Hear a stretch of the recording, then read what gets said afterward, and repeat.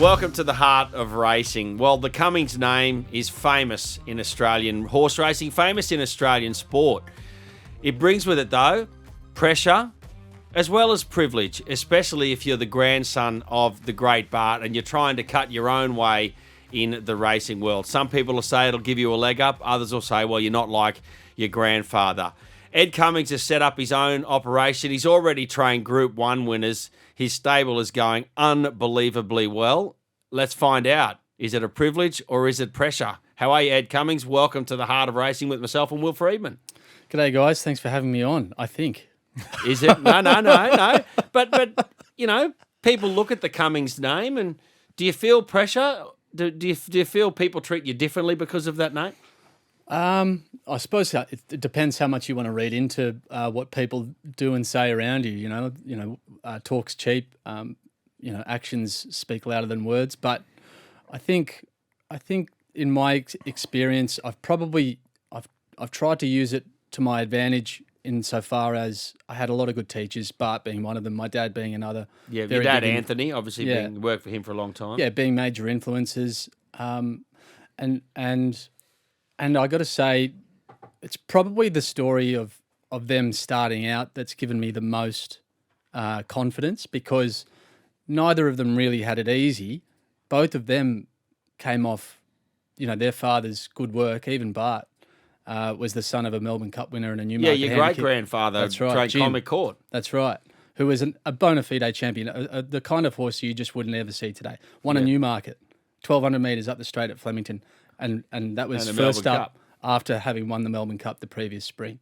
It's unbelievable. Legendary. It's mythic. Yeah. So you figure in your own mind that Bart had to do that, Anthony had to do that. Exactly. Yeah. And so the only way that I think you ever really move beyond all that stuff is just by biting down on the bit and doing the hard work and backing yourself and having that belief that it might not happen overnight, but if you just keep trying and keep listening and remembering the lessons that you picked up over however many years you trained before you took out your license, then you should be okay.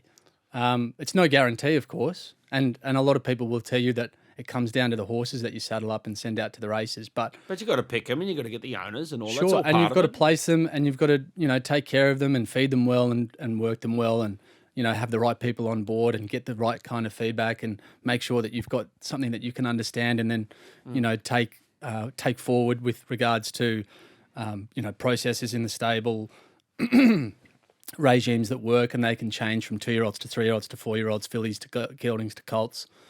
All those experiences sort of inform the way that you get your work done. And look, you're going to make mistakes.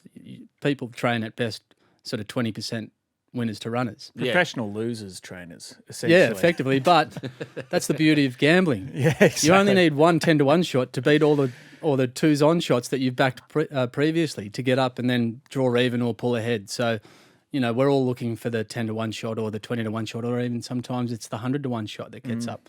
Horses like WWOS that were, bred for $10,000. Straight Acer was a $25,000 breeze up horse that no one would have wanted. They'd have started 100-1 when they were born. And absolutely. Now they're, good chances in Group 1s. But give us I always look at these key iconic figures like Bart.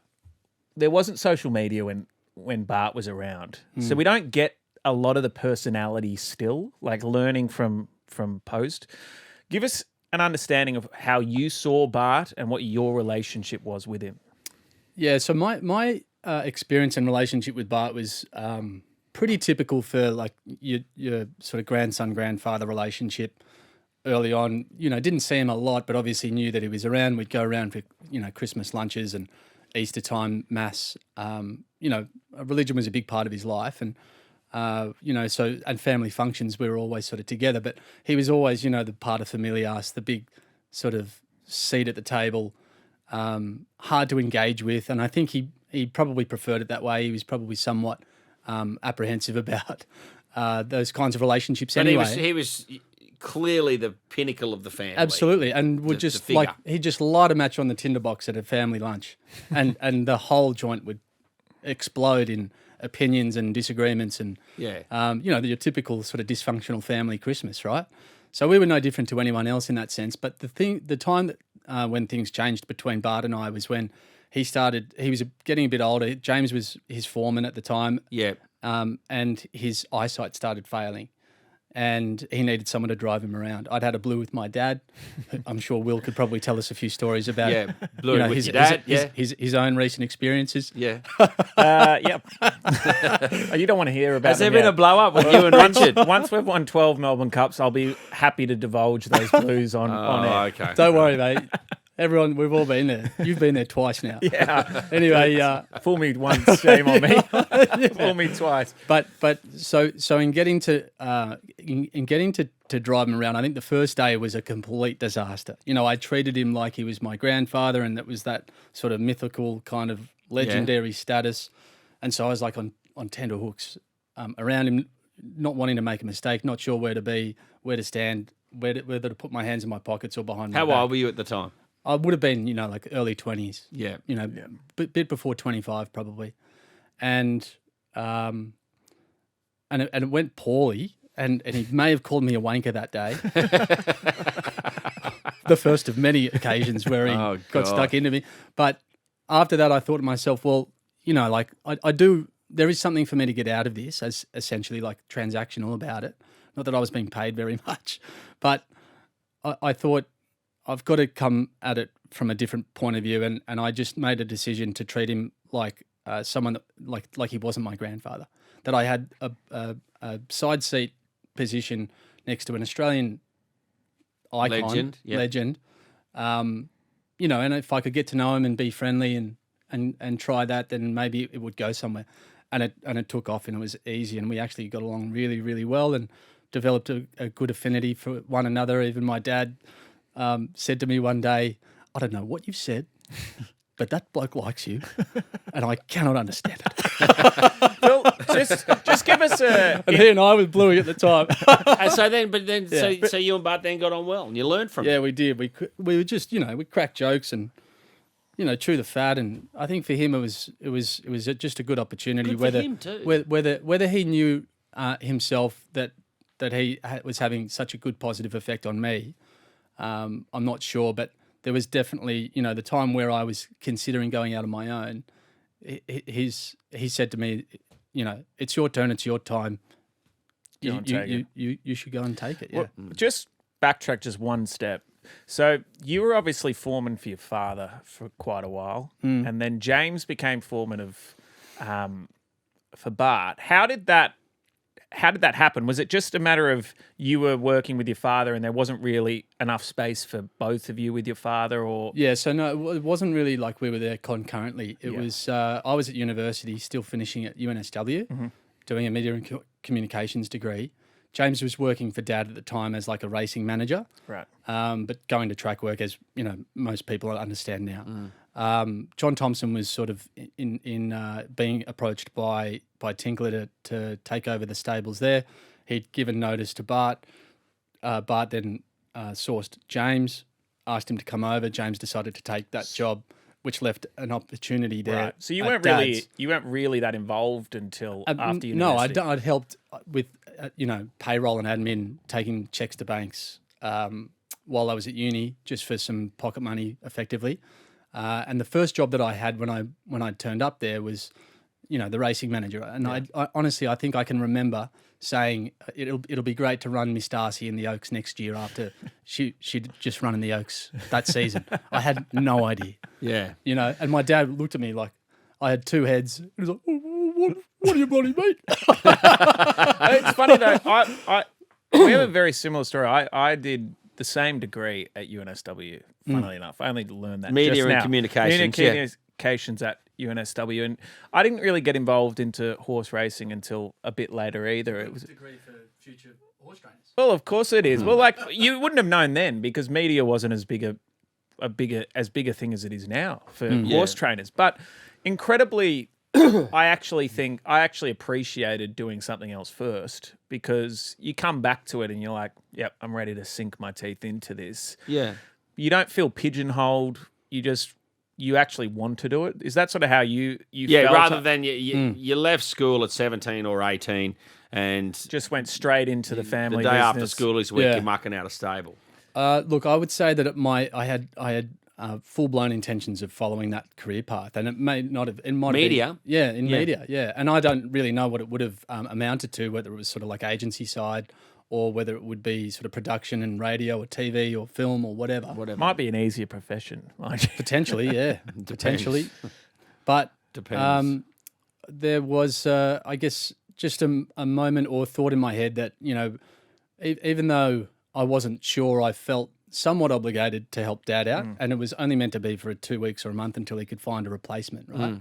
But he needed someone because James had sort of left him a bit high and dry. but all the same, 2 weeks or a month turned into 15 years or so later, and it's been a very organic process of I guess like finding the confidence to handle horse husbandry. Decided to take it further each time, working on the ground in the stables.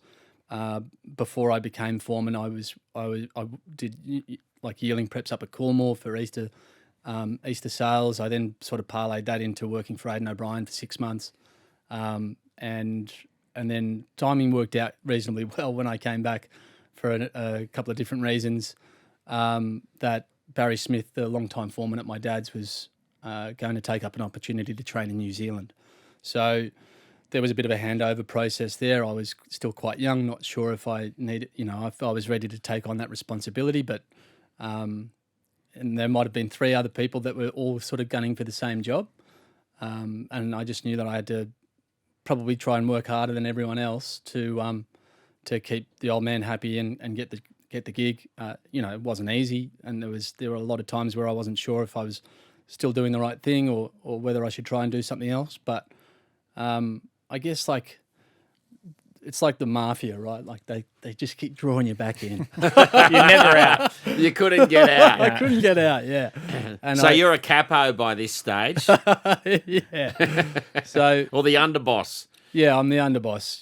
For whatever that means. Basically, it just means you take flack where you have to take it, and you work hard and try and do the best by everyone. Everything that goes right, your dad did, Something and like everything that that. goes wrong. Exactly, yeah. But so it was funny because then you and James you go out on your own, but James heads off the corporate training path, if you like, but, it's probably a better way to say it, but he's off with Godolphin and running that massive team, and you decide to go alone and set up the stable. Yeah. How difficult was that early? But you had early success too, because you suddenly turned to WWOS, and it goes on and wins Group 1s for you. Yeah. So that was incredible looking back. We started with like 1 or 2 horses that I'd bought back online. Some that we'd had previous experience with, a horse called Bright Idea that Dad bought as a yearling. We trained it for 3 or 4 or 5 starts. It had won a maiden at Hawkesbury quite well and didn't quite measure up to city grade. Got shifted off to Tony Gollan at Eagle Farm and it had won a couple of city races. I saw it back online after having maybe 10 or 15 starts. Bought it back for, I can't remember what, and should have won, at its first start at Queanbeyan. We got it ready and just got rolled over by Joe Cleary, I reckon. But that was Hard a long to beat Joe at Queanbeyan. that was a long trip home, and I thought to myself, What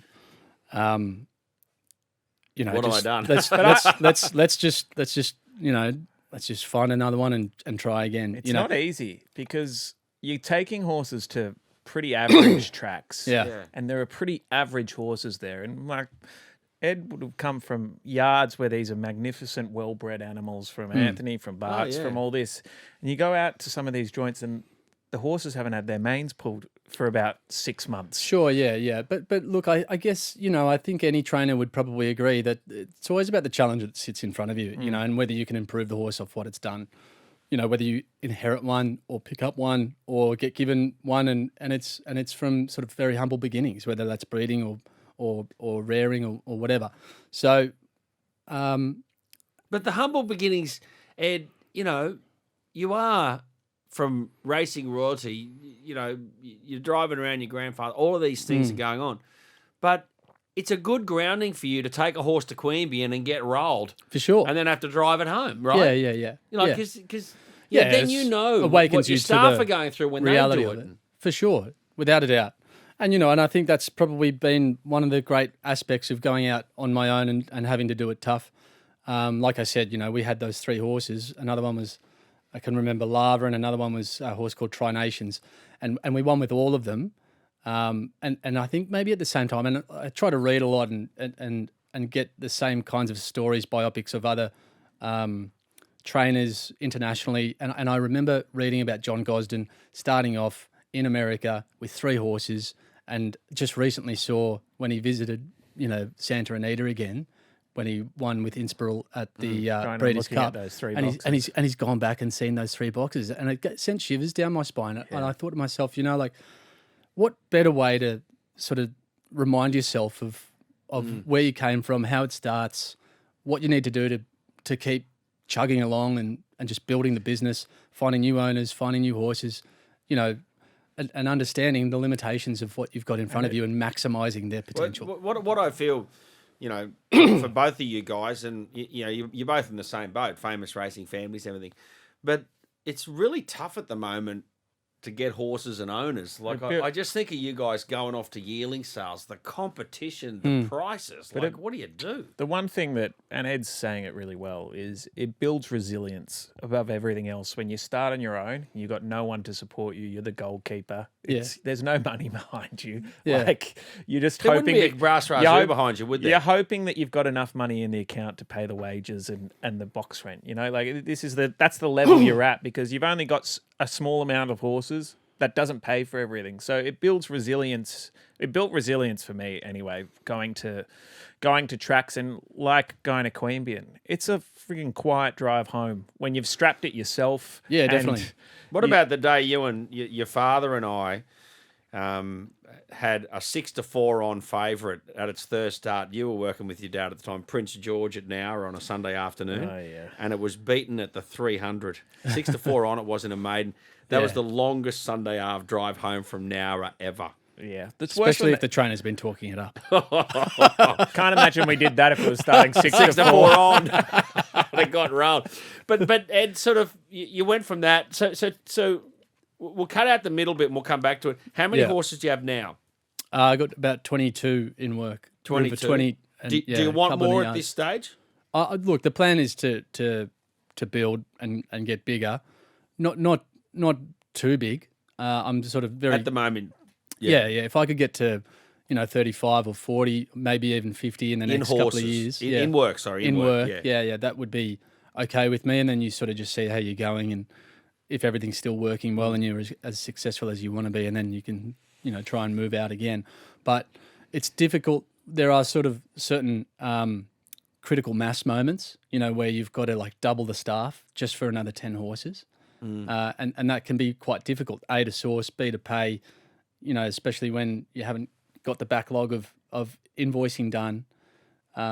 You've then got to have sort of probably more hands-on bookkeepers and racing managers and bloodstock managers. I need a bloodstock manager now, and it all costs money. But like I've got yearlings to sell, but I do everything myself, and I'm strapped for time to make the calls and send out the emails and do all that stuff, because I'm trying to make sure that I make all the right moves on the racetrack, whether my horses are getting to, if they go into state, are they going on the right day? Have they had the right work? Do I have the right people down there set up?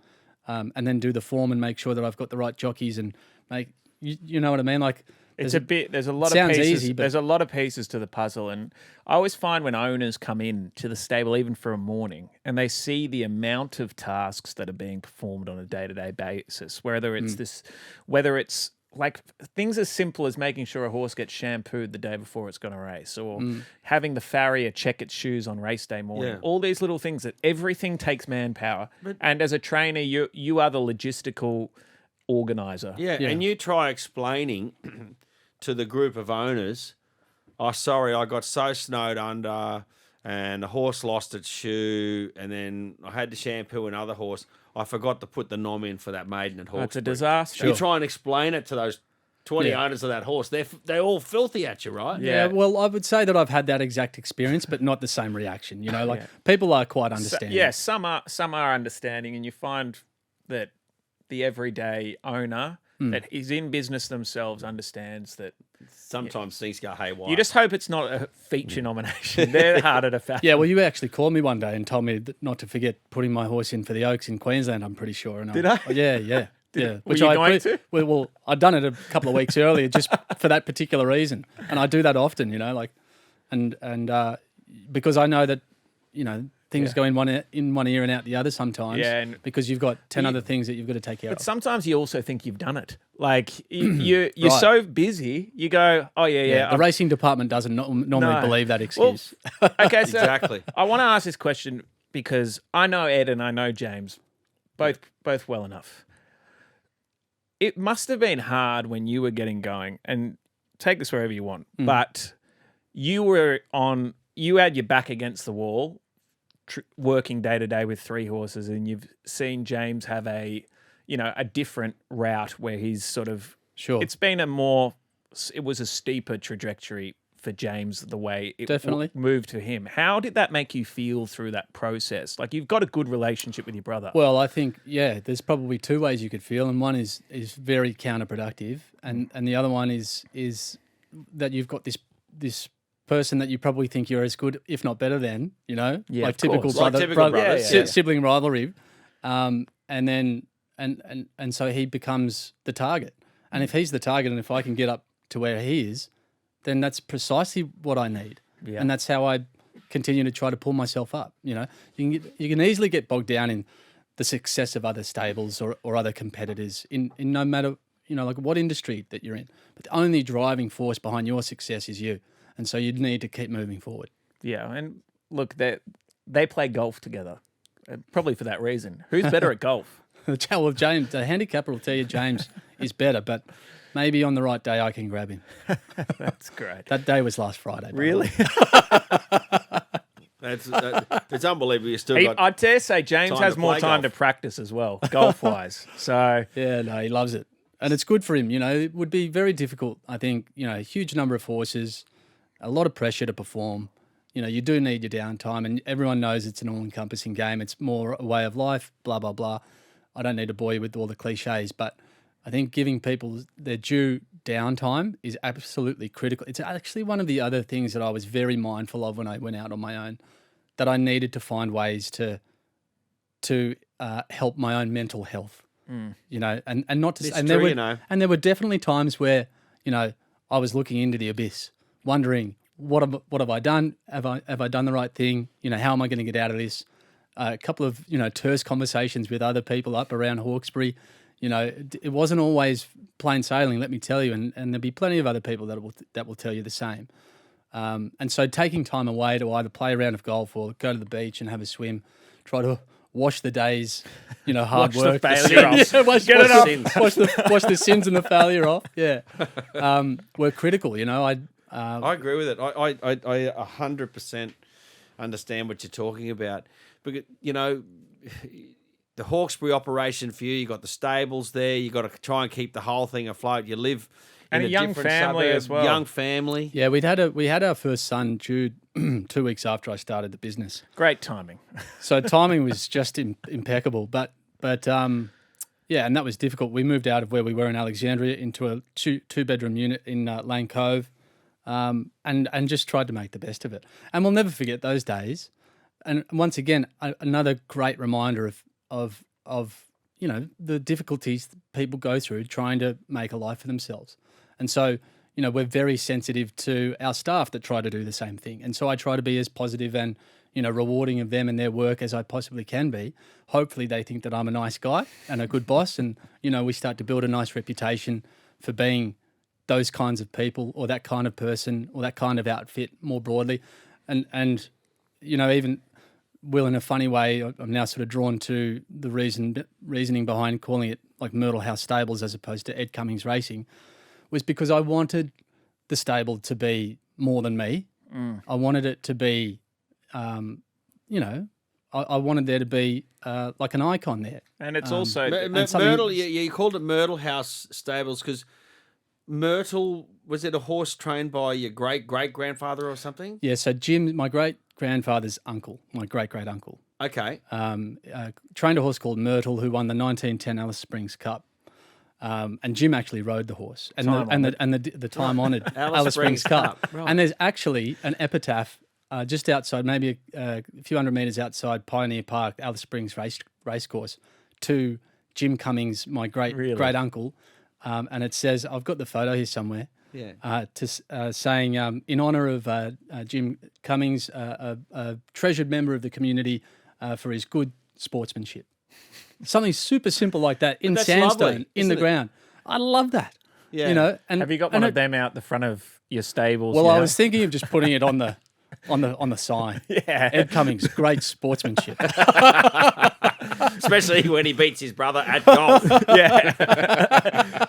No, there's no sportsmanship when I'm betting in the golf. I could imagine. But you've also got you know, it's all your stuff's out there, Myrtle House, and everything. But you've got a bit of an office space out there at Windsor to do the books and everything there. Tell us about I that. try to do as much as I can. So I was originally sort of renting a house there on the wrong side of the tracks, as it turned out, but only after I'd signed the lease. So that was an interesting couple of all walks of life out at Richmond. Well, definitely. Look, it's a different kind of world compared to Randwick. There's no doubt about that. Anyway, sort of graduated from there, downsized, and then found some office space, just a small place to sort of rest my head after nominations were finished at 11 o'clock in the morning, and then sort of doing the bookwork and phone calls to owners, updates, trying to get everything sort of organised as best as I could, and then not too far away from the stables so that I could drive in if there was an issue, or afternoon stables if I needed to go in. And that little space allows you to go, right, while I'm here, it's time to do the books, it's time to get this done and that done. And or watch the races that day, or talk to form experts or analysts, whatever they're called these days, and then and try to do a little bit of form myself. We're talking to two now. Pardon? Yeah. Talking to two. I'm an expert. Yeah. Please. But ask us about the same race and then you'll get two different opinions. Exactly. Yeah. But do you ever find, and I found this when I was in Scone, look, I'm back with my father now, so I don't need to ask him anymore. But are there times now where you've hit a crossroad with a horse, or there's a decision to be made, and you just wish you could go back and ask Bart a simple question that maybe at the time when you were spending time with him you didn't ask? I always found, retrospectively, I wish I could have asked more of people that I worked with. But do you ever find that situation arises now? Definitely. There's no doubt about that. But ultimately, you've just got to, you can hear their voice, but it's your brain. Yeah. And that's for whatever comfort that provides. You're still giving yourself the answer that you want. It's almost like, what would Bart do, or what would such and such do? Yeah, or precisely. And then you put all the pieces in your head. And I can guarantee you that the answer is probably different to what you would expect, because we all look through rose-coloured glasses about people that have gone before us, particularly if they're family. I'm sure. And I speak to James about what he did with certain horses and what he learned from Bart with certain horses. Like So You Think, he's pretty tough on that horse as a 2-year-old. And it was only because he went shin sore after winning first up that he didn't go to Brisbane, as far as I'm aware. I might be wrong, and James will definitely correct me if I am. But and then there are other horses. But you just learn these things sort of in a reasonably ad hoc manner based on the experiences that you've got in front of you. Another great example of a similar situation was when I was working for Aidan O'Brien. There was one time I got to meet a guy called David Watchman, who is married to one of John Magnier's daughters. That's right. Right. And he used to work back in the heyday with Billy Mitchell and Peter Moody at that stable, and they were doing quite well. And I asked David, I asked him how, once he told me that he had that experience, whether that experience had ever informed what he did in his training operation at that time. He's now since sort of retired. And he quite said, a good trainer in his own right. Absolutely. Yeah, trained classic winners for sure. And he said, there's no doubt. It doesn't happen all the time, but every now and then I'll just get presented with an issue and my mind will go back to the time I spent in Australia with those guys, and there are a number of times where it's got him out of trouble. He's sort of known exactly what he needed to do. And so that can obviously be sort of drawn out across the time-space continuum to include, now deceased members of the family. But at the same time, he's just always relying on your own experience to handle those situations. And it's funny, right? Like as trainers, you actually, I don't know, maybe it's just me. I don't know. Could be just me. But I don't know if most trainers do, but I have like a network of other trainers that we're all competitors, but we're not all competitors every week. You know what I mean? So like, exactly right. I could have a Exactly horse right. against Ed tomorrow, but then not for another 6 months, you know? So we're not really, it's not like football teams where you're up against one another for the season. But I always find it's interesting that I can ask somebody from a different background, whether it's Ed or whether it's, you know, Sam Cavan or whatever. Sometimes the Bart approach or sometimes the Freedman approach or whatever it is isn't the right approach. Yeah. They don't get success with every single horse they Right. trained. And sometimes a different perspective can get you through sticky situations, even for race planning. Like I've spoken to yourself, I've spoken to James before about different situations when you're like, should I run here or should I run here? And they'll say, well, if you don't run here and you run there, what could happen? And what vice versa. And it's people think trainers are solely isolated, but I kind of get the feeling that there's a bit of a community for a lot of them. Yeah, definitely. I think you're dead right. And essentially, like you're war planning all the time, and everyone's got different ideas on what wins races and what wins wars, preparations, campaigns, whatever you want to call them. And sometimes you need a stinker to get the horse in the paddock and tell you to stop. You know, and that's happened a lot with me. That's kind of been the litmus test for when I needed to pull up and give the horse a break and then bring them back. But they're twice the horse because they got taken that extra bit further. And developed a bit more bottom to them for the next prep. And my favourite one is when I first started training, I learned a lot of hard truths on my own. I'm now very open to people warning me about some hard truths I'm about to learn. I remember having a horse. It was my best horse. It was one of my first horses called Highest Standard. This is at Scone. This is in Scone. Highest Standard. And it had won a couple in a row when it's maiden and when it's class one. Easy. I thought it was going to be my country championships horse. I'm going, this is great. But I needed to get its rating up to get into the country championships. So I gave it sort of like a half prep before we went to the races first up. And it won first up. So it got its rating just high enough. So it's won maiden, class one. And then won its class two straight away. But it only fell in. And I realised that I'd properly emptied it out to try and win the class two to get its rating up. Right. And it never came up again. The horse was just flat for the whole prep. And I gave it a long spell, came back. It was never half the horse it was.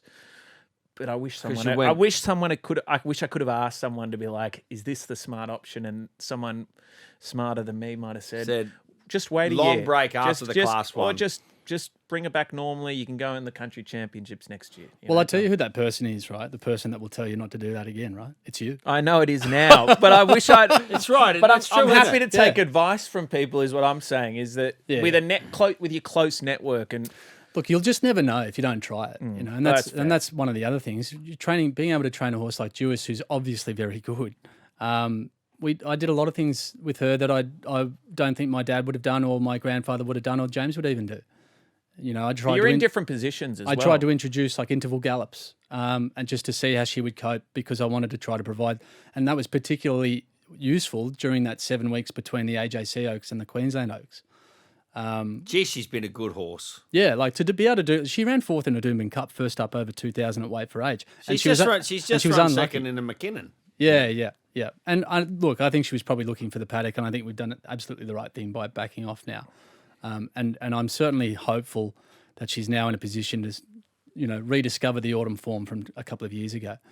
But yeah, I think you know, whilst you're in charge, and one of the great benefits of being in charge of your own shop, your own stable, is that you get to pick and choose how you work the horses. And I think you're sort of mad if you just keep doing the same thing over and over and just wait for the horse to come along that's going to be the one that can cop the work and go out and particularly race. in positions like you and myself are in, is you can't wait for the next one. You don't know when the next one will come. When you've got 150 yearlings coming in every year, fine. You can go through the same processes, they'll bob up. Yeah. But when you've only got, you know, anywhere between 10 to 30 yearlings, you've got to maximise every bloody yearling. And every good horse that's in there, you have to maximise. Yeah, again, another great reason for having started small is that you learn how to maximise what you have in front of you. You know, and sometimes, and you're always going to start off very humble in the way that you program them, and that's what we did with WWOS.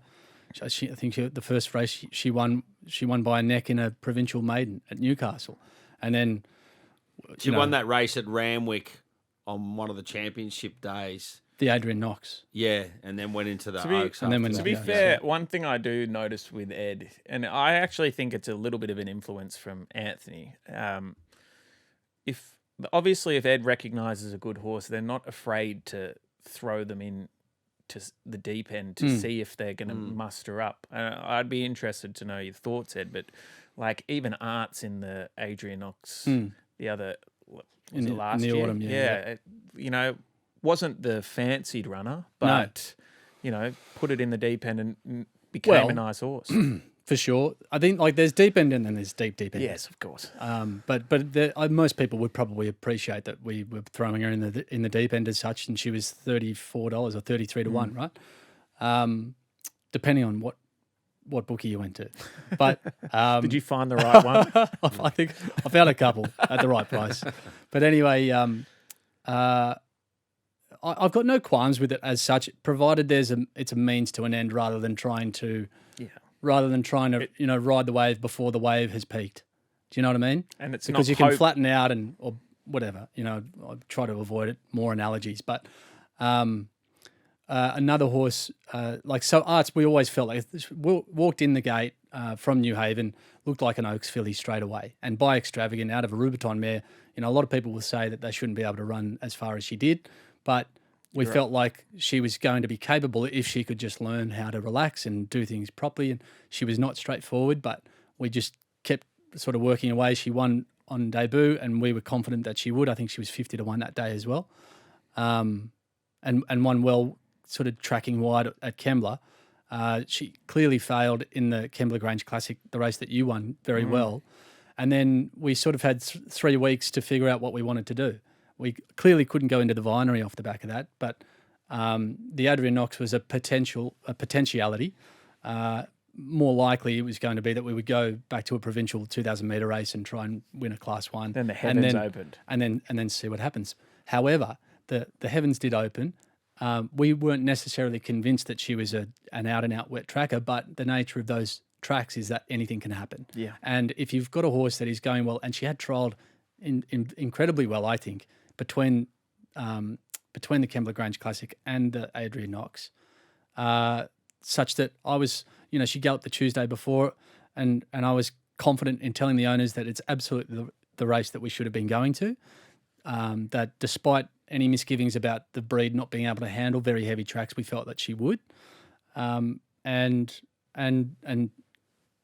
think she was in a 2,000 metre Class 1 at Kembla on the Monday or the Tuesday before the Adrian Knox, and decided to pull her out, run on the Saturday, and she's sort of sewn up her black type status. Interestingly, I learned a bit from Ed's prep there, because we had another horse in the race called Eau de Vie who'd won her maiden on the same day as the Kembla Grange Classic, same race. She was actually about 6 or 7 to 1 in the Adrian Knox.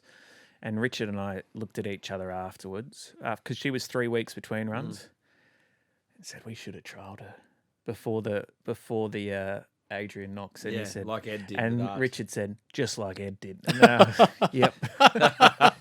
Imagine getting a rap from Richard. He's never rapped anyone. Hey, boys. I'm waiting. We got to wrap it up quickly. On your deathbed. Australians head towards Christmas holidays in the summer. There's no rest for the wicked in horse training. Are the sales and the Magic Millions sales for young trainers, they add pressure or opportunity? Yeah, again, you can look at it one of two ways, but ultimately there's plenty of opportunity, providing I think you're sort of sensible about the way that you can't lose your head at them, can you? No way, no. And it's very easy to do, and I've been saved by a few exuberant bidders more than once. You go 5 bids too many, and then it starts slowing up, and you think, can you go one more? Yeah, just looking around hoping that someone comes over the top of you. But look, I think you've also got to be comfortable with the idea that as long as you can try and make back what you spend in principle, that is a win. You don't need to find the Group 1 winner if you're starting out. You don't need to find the black type horse. You need to find a good solid horse that can be sound, that you think has a reasonably good pedigree, but probably better on type. And then you can go forward and be confident. Like we did that early with Sunborn. She was 58 grand at the sales, which was still a lot for, for me being one of the first horses that I bought. And she's won $250,000 and is multiple city winner. Beautiful. And those owners want to go back again, and they'll go back again. It gives them confidence in you. Yep. Yep. Did you see how many lots there were? The Magic, see how many lots there are? Magic Millions, 1,400 and something. Yeah, no, it's. But you go to that sale knowing there's going to be what? There has to be about 150 city class horses there. Yeah, at a Magic Millions sale, and for most owners, if they can go city racing, it's a success. And there's what of the 1,400, there's probably about 200 where you just go, it's just not in our budget range, leave that for others. But and that's a reality. So budgeting is obviously critical, depending on the size of the stable and the amount of interest in the stable at the time. Sometimes you've just got to wear interest on the chin. If it's not there, then you've got to be quiet. And if it is there, then you can try to maybe go a bit further or a bit harder than you normally would. It's just ebbs and flows. So there's always pressure, I suppose, in terms of having the stable running hot at the time the sales come around. Yeah, that's probably where the pressure lies. And then the flip side, the opportunity comes in trying to find the value buy. The cracking type. Great stuff. Everyone's. Have you ever seen a sales promo video that doesn't that says there the belter? Yeah, I'm waiting to see one that says, "Look, I liked it, but I didn't love it, but we've bought it. So do you want to come in?" or the promotion from the sales company themselves. So Magic Millions are in English. The sale where last year there were 11 $1 million yearlings, one of which you've seen on a racetrack. No, the better one, the one I've never understood is the average is up by 25% during the sale. I'm thinking that's not encouraging me to buy. That's actually me going, that's more expensive than last I thought year. It was going to be. Yeah, anyway. It's a fascinating experience. I think I bought a very nice Zuzane filly. The first lot that I bought at the Magic Millions this year in January, and I had a feeling that Zuzane would be very well found in the market. She was the first one coming up, and it got knocked down to me for 180, and I was stoked. But there was a few other people like Annabelle Neesham was one of the underbidders, and the Hayes boys I think were one of the underbidders, and so I thought, yeah, bloody oath, I got one. And then he subsequently went for his average was 250. Yeah. So that's another big aspect, like the tactics and strategy around when strike you bid. Early. And a lot of people will say strike early and try to get in early before the market realizes where the Magic's the line is. It always gets stronger. We all think, it'll start strong. Everyone will be gun ho, but it doesn't. It gets stronger as the days pump on. Yep. Anyway. Righto. Well, Ed Cummings, thanks so much for spending time with us on the Heart of Racing. I enjoyed just watching you two young guns talk. Well, so you'll get in a blue one day, you blokes. I think we're over a photo finish in a Group 1 at Randwick. I think we've got plenty of outlets for bluing. Yeah, exactly. Ed, thanks for spending time with us, mate. Thanks, guys. Cheers.